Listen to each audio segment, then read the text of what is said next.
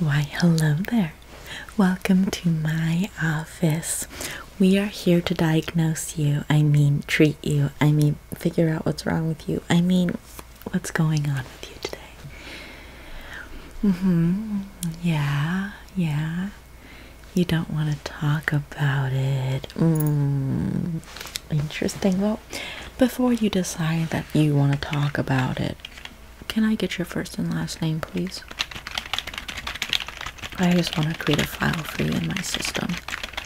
There we go. Just make sure that we have every single answer you give me on record. There we go. Perfect. In case you were to ever, I don't know.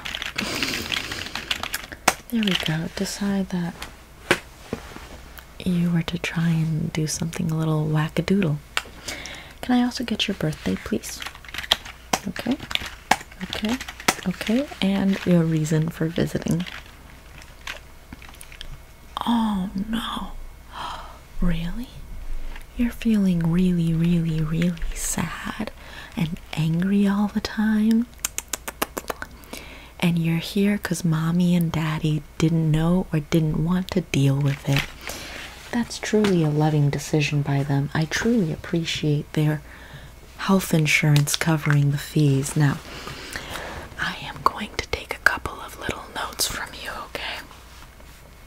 When did these symptoms begin? This anger, the sadness, yes, they are symptoms. They're symptoms of an illness inside of you, a mental illness inside of you. You could say a psychological cold. They started around when you were born. You've never known a life of happiness and joy. Well, I'm gonna jot that down. Sadness, anger, no happy, no joy. I see. Well, we are going to conduct a little emdr session on you. It is very experimental. And then I will prescribe you 3 medications that you will continuously take until you're practically incapable of existing without it, because it'll create a chemical balance actually in your brain that makes you feel really good. But then every time you try to get off of it, you're not gonna feel good. But that's because you will revert back to the chemical imbalance inside of your brain. That's why you feel sad. So I'm gonna make a couple of little notes here since birth. Okay. Now, who do you think might be a huge contributor, you could say, to this experience of ennui you're going through? Yeah. Everyone in your life. I'm gonna jot that one down. Every single one. Every single person. Now that's a worldview problem right there. Now, I'm gonna make sure to understand that this is worldview problem. Okay, world view problem. Okay. And do you think or believe that this sort of perspective that you have makes you feel empty on the inside, numb, as if there's no reason at all to live? Yeah. Oh no. How could it possibly? Okay. No reason. Nisha. Super depresso. Espresso to the end of life. Oh no. Okay. I'm gonna need you to just indulge me here. I'm gonna need you to just follow my pace, okay? Follow my routine. I need you to just empty your mind of everything except fine dining. Okay, everything except fine dining. I need you to empty your mind. empty your mind. They don't call us shrinks for nothing. Now, I'm gonna need you to empty your mind. Empty your mind.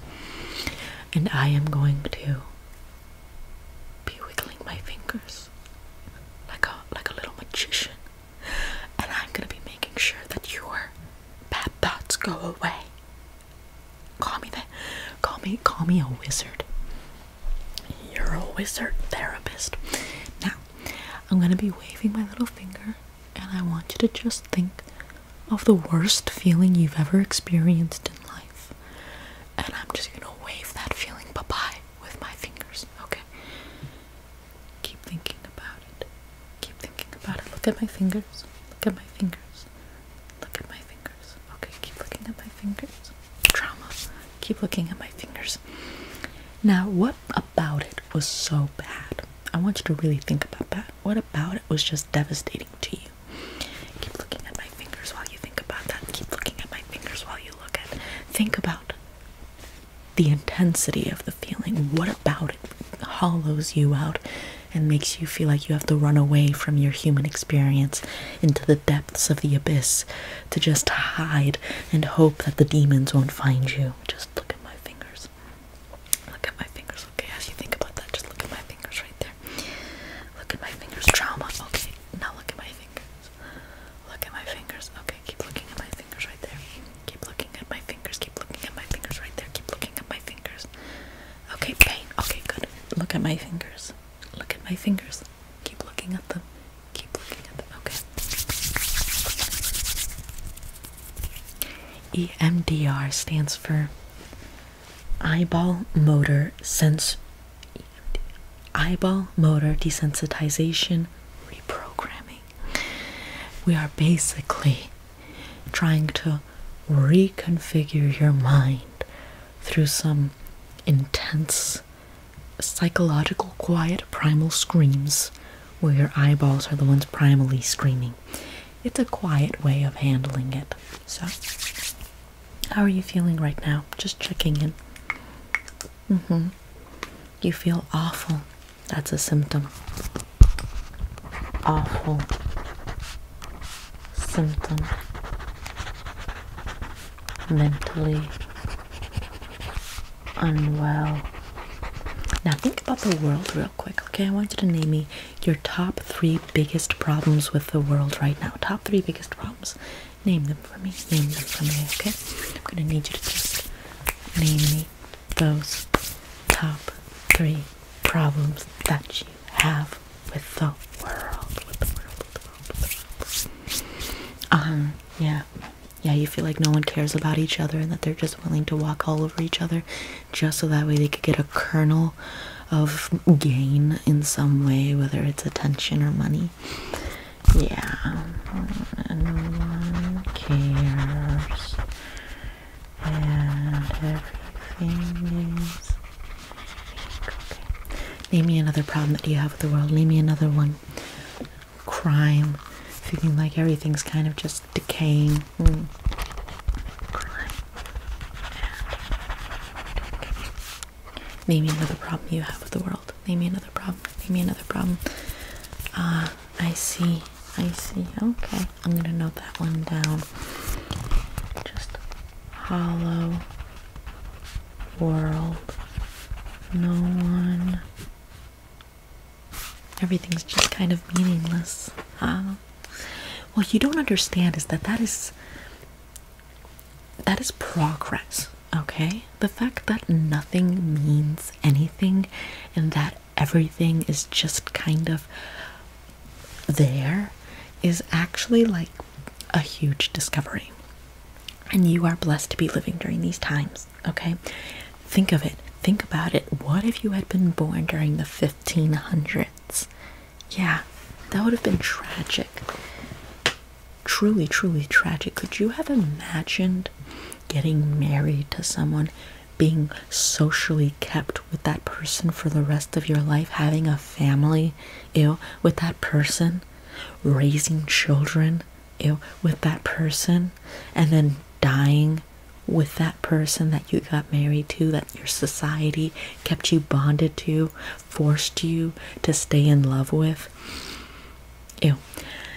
We really have to consider the possibility of living your best life. Yeah, living your best and doing whatever you want to do. In the moment you want to do it, when you want to do it, how you want to do it.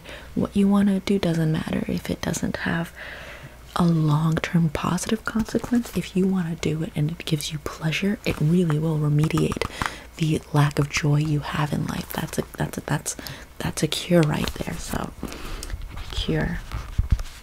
Do not think 1500s good, 1500s bad. History book by Ghislaine Maxwell family said history in Christian Europe bad, so it bad, we good. Prescription good, prescription pills, so medicine. Balanced diet, exercise, outside time, good friends. That's toxic. Okay. Perfect. We're going to continue on with the EMDR treatment. Okay. I'm going to be flashing a light in your eye if you don't mind. I'm just going to be using this light here. And I want you to just focus on my finger as it keeps wiggling. Okay, keep looking at my finger as it keeps wiggling. And I'm just going to be flashing the light across, sweeping it across. Okay, just that way your eyes just keep staring at my fingers. Now tell me, what is probably like the most heartbreaking thing you've ever endured so far in life? Okay, I'm just going to just capture that, okay? And then, okay, good, okay? I'm just going to need you to keep looking at my finger. Okay, good. Okay, yeah. Oh, really? That sucks.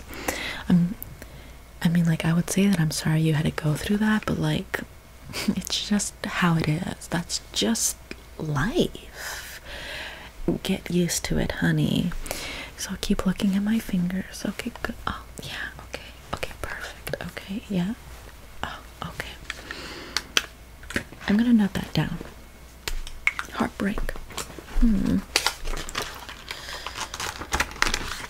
It's totally normal. It's part of the human process.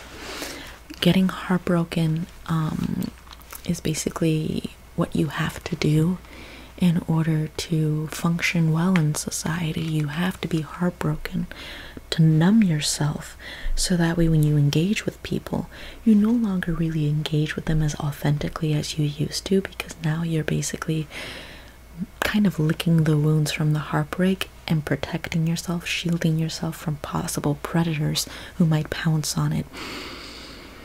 That's an indication of a well-functioning member of society, honestly. The most wounded in society, the ones with the most complexes and neuroses, are actually the healthiest. You know why? Because they visit therapists and tell everyone else to go to a therapist. That's why they're the healthiest, most well-functioning members of society. That's right. The most neurotic, psychiatrically medicated, out-of-touch, zoned-out zombies who've never experienced a true authentic emotion since they were about single-digit age, I'm talking 8, are the best functioning members of society, actually. Yeah, I learned that from my DSM-4. Heartbreak. Tragic. Okay.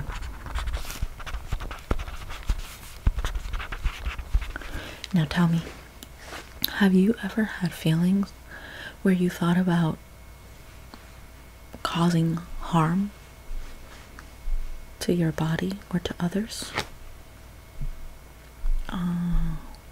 Keep in mind, if you tell me the truth, I'm going to report it. Oh, I see. Yeah, no thoughts whatsoever? No thoughts whatsoever about it? No thoughts whatsoever about it? Ah, interesting. Okay. No thoughts. Okay. Well, perfect. At least now we're getting down to the nitty-gritty of who you are as a person. Now let's finish up our little EMDR session, okay? I'm going to be saying some trigger words as I wave my fingers around, and I'm going to need you to just keep staring at my fingers, okay? Good.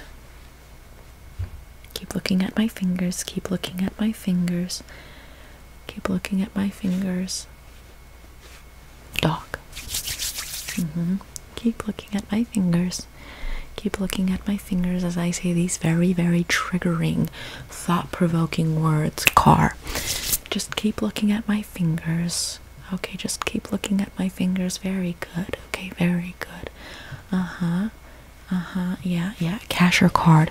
Okay, keep looking at my fingers. Keep looking at my fingers. Very good. Very good. Keep looking at them. Keep looking at them. I need to make sure that I get really a good grasp onto your psyche. Okay, good. Good. Okay, yeah. Is this bi-weekly meetings, or are we going to be doing like once a week, or are we going to be doing like once a month? Okay, keep looking at my fingers. Keep looking at my fingers as I say these trigger words to you. Yeah, Trey Parker. Okay, very interesting. Now, keep looking at my two fingers, okay? As I say these very, very triggering words. Very triggering words, okay? These very triggering words. Keep looking at my fingers. USS Liberty. Keep looking at my fingers. Keep looking at my fingers. Keep looking at them. Okay. I see that we're struggling there a little bit. Interesting. What was the difficulty that you had with your parents again? You feel like you'll never live up to their expectations? Yeah, I could see why you think that. Okay. I'm just gonna jot that one down. Parents. No. You suck. Okay.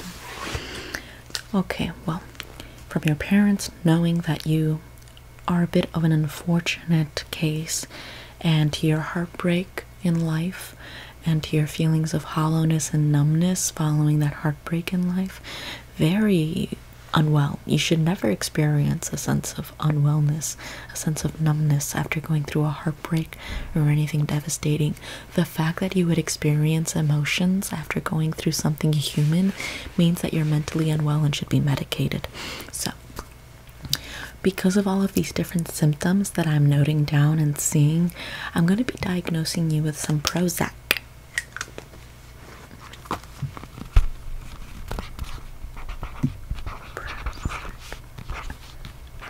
Booty load of Prozac.